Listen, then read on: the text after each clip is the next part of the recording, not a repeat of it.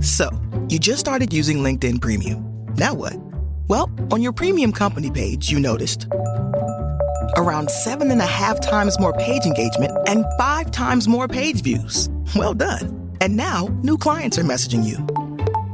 All because you're using LinkedIn Premium, which helps you get the business growth you want. Think big, small business. Think big. Start your free trial at linkedin.com/premium small business. That's linkedin.com/premium small business. Taking you behind the curtain. It's the Joan Hamburg Show. Talk Radio 77 WABC. Welcome, everyone, to the Joan Hamburg Show. And I had Candace Bushnell on a while ago because she was doing her show, and it was a departure, a lot of people thought. They know Candace Bushnell as a writer, as someone who is New York and who's had an unbelievable journey. Growing up in Connecticut, wrote a kid's book, comes to New York at age 19, and next thing you know, she's hanging out at Studio 54, and along this journey comes Sex and the City, Lipstick Jungle, and she is everywhere. She's a true Renaissance woman. And now, dear Candace is making her cabaret debut at one of the great cabaret rooms in the country at the Cafe Carlyle. And there's only going to be 5 special performances at the Carlyle from May 10th to the 14th. So welcome, Candace, and tell me, how did all this come about? Well, first of all, thanks for having me on again. It's always wonderful to hear your voice. And I am so excited about doing these shows at the Carlyle. It actually came about because I was I wrote a one-woman show and then starred in it, and it was at the Darrell Roth Theater. Right. And I think we did 50 performances, and then COVID came. So we had to close.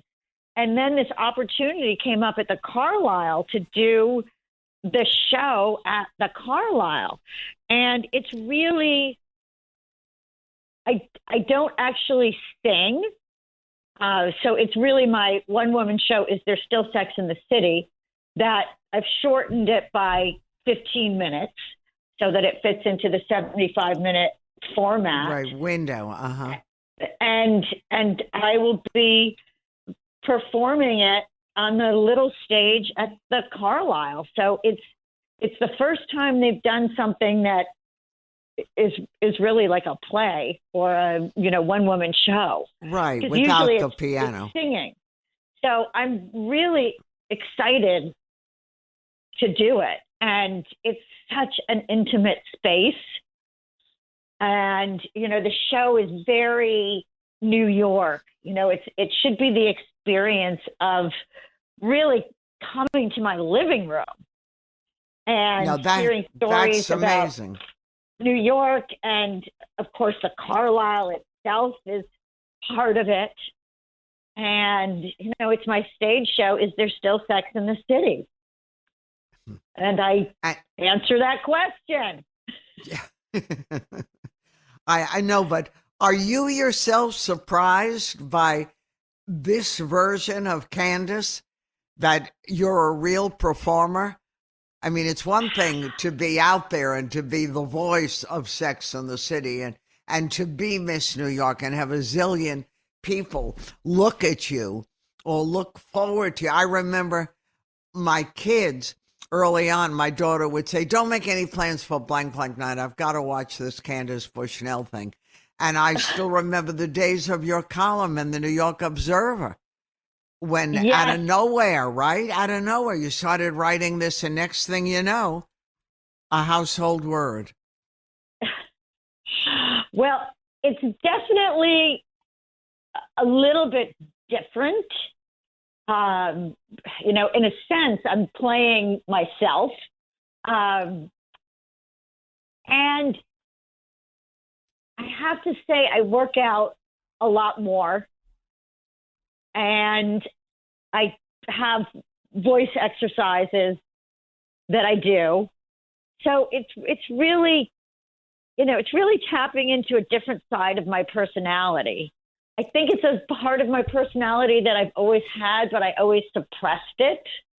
And, now that I'm in my early 60s, which is one of the themes of this show, is there's still sex in the city. It's about, getting older, getting wiser, still celebrating life and still doing things that are different and new.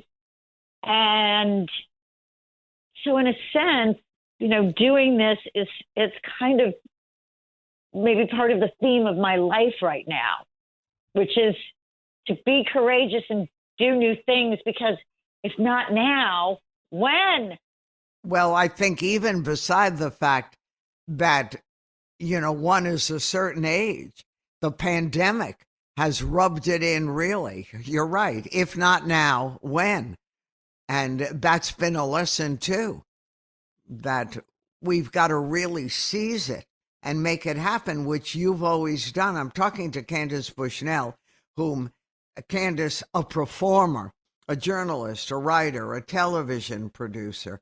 And I first met Candace, I can't even remember, it was in the 90s when she was writing her column for the New York Observer, and that later became Sex and the City, and it became HBO's Sex and the City, and movies, and even the new television Sex series was picked up again. Now, I don't remember what you told me. Were you part of that in terms of the new picking it up? No. I mean, it's really a spin-off series. It has, some of the same characters. It has some new characters. It has different writers. It's a different show, but it has some of my DNA and some of the DNA of the original Sex and the City in it. But they very kindly give me a credit, which is very nice. Yeah, but they should. They should, I know. Right. Without you, there'd be nothing. So no sex, no city. So I'm glad they gave you a credit. I hope they give you money too. Maybe a little. But I'm always working on my own stuff, and I'm always working on an idea for a TV series as well, a TV version of Is There Still Sex in the City, which is something that I've worked on probably for the last at least 2 or 3 years. Yeah, but it's your new version of the Golden Girls, and 60, right, is like the new, 30, 40. It's a whole different world. It is. It is a different world. People are living longer and they're living healthier lives. And, I've got all kinds of theories about society and how we live and dating. I mean, you wouldn't believe some of the dating stories. Tell us, what about dating? Do you date, or do you just meet people on your journeys? I mostly just meet people on my journeys. That's mostly what I do. Although I think in 1 week I had a 91-year-old man was interested, and a 21-year-old. So what did you pick? I didn't pick either one of them. I actually went home and thought, why is the universe doing this to me? Wildly inappropriate. You need material to write. That's why the universe said, take this. Yes, exactly. I need material. And that's plenty of material. I just want a, sensible, nice person. Do you think that you want to get married again, or you're happy being Candace and living your independent life? I'm happy with both. that's one of the things that I think as women we have to figure out. We have to figure out, being okay, being alone, and being okay being in a relationship, because chances are we're going to do both. Right. There are times when we're going to be single, and then there are times when we could be in a relationship. And if the right relationship came along, I'd definitely be into it.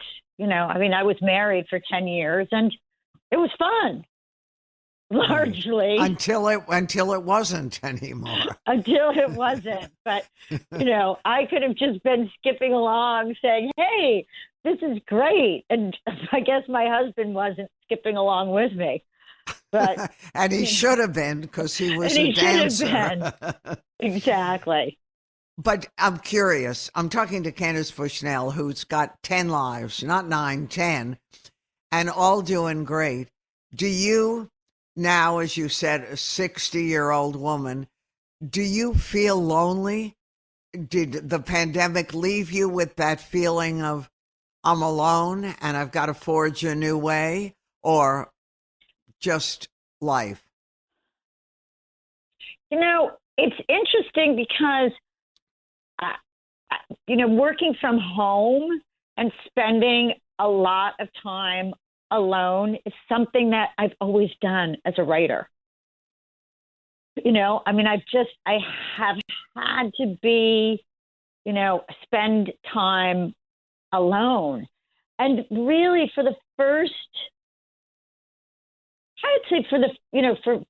year of the pandemic, I was really fine. Mm-hmm. Because it didn't feel that different for me. It was like kind of scary, right. But then I think it really began to, I think it began to wear on all of us. And one of the things that I have noticed is that if I go out and spend time with people, when I wake up the next morning, I really can see a difference in my mood. So I feel like I've been, affected the way everyone's been affected. But, mm-hmm. A lot of it is, I see friends a lot, but I think a lot of it was what they called the secondary interactions, when you just go into a store and you say hello to that person. So, mm-hmm. There was, definitely a while when I was really feeling the effects, I would say. And we had to learn how to talk again. And the worst thing is clothes. Who wore shoes? Who wore clothes? We wore these. Well, you probably didn't, because you always had this look, this fabulous thing. But I'm telling you, my sweats were standing up alone, because I wore them every day. I never thought, what am I going to wear? There they were, like, hello again. And we didn't go anywhere, so it was okay. Exactly. Well, this is actually one of the things that's great about doing this show at the Carlyle is I'm dressing up, and I encourage the audience to dress up and, have a great night out, because the Cafe Carlyle is such a great, iconic room. And, I just think going there it's always so memorable. But I am going to, for each of the 5 performances, I'm going to try to wear a different designer. And I'm really going to try to wear something fabulous, like a really fabulous party dress. That's my goal. I like that. Yeah, but that's a goal you can celebrate, coming back and dressing up in New York and all of that. I think people are kind of longing to do that a bit. No, without question, and celebrating life. And you're saying it doesn't matter if you're 30, 40, 50, 60, you're breathing, you're alive, you've got a life, go for it. and Exactly. you'll hear it all, right? Candace is going to be at the Carlyle. It's a best cabaret room. I love that room. And as she pointed out, you can touch practically the performers, so you get a relationship with them. Yes. I mean, it really, I mean, my goal when I first was doing this show was that I really wanted it to feel like the audience was coming to my living room. And at the Carlyle, it really is going to be like that because people are right there. And I love it. Now, do you write your material? I mean, now yeah. that you become a legit performer, or does it just happen? Oh, no, I write it. I do it all. Write it, and, I'm working on my performance and acting skills. And acting's hard, right? It isn't just like getting up there and saying hello. Yes, it definitely takes a certain kind of concentration. Mm-hmm. Which you've got. I'm talking to Candace and Bushnell. She's going to be at the Carlyle May 10th through the 14th. Now, when my kids were in school and I was still fairly young, Studio 54 was where it was at. Is there a new Studio 54? Like, do you hang out at any places with your pals, or that doesn't exist anymore? It definitely does, but I've gone to a couple of places. They tend to be lounges where people will dance. Oh, and then you're kidding. Supposedly Right. there's a disco. I think it's called Neptune or Elysium, which I was thinking about checking out, but I don't know. I mean, the problem with all these clubs is that they're so late at night. I know, and that's changed a lot. And that is something that has changed. I don't know if I really want to be going out at 11 o'clock at night. And or acting as if you're on the hunt. In my house. which is okay. And by the way, the bar at the Cafe Carlyle, aside from where you're entertaining, but the cabaret room, the bar has become the hot bar in New York City. Oh, yeah. And it was right. And it was always sort of fuddy-duddy, but we loved it. But now it's like I was there across the street. I saw a line and I said to the doorman at the hotel across the street, "What's that?" He said, "They're waiting to get into the bar at the Carlyle." Yes. It's definitely the place to go. All right. So in between your act, you never know who you're going to meet, Candace. A new Prince Charming, right? Could be waiting for you. Absolutely. Okay. Absolutely. Well, I look forward to seeing you at the Carlyle. Continued success. I appreciate your coming to visit again. Oh, Joan, thank you so much. We'll talk soon. All the best.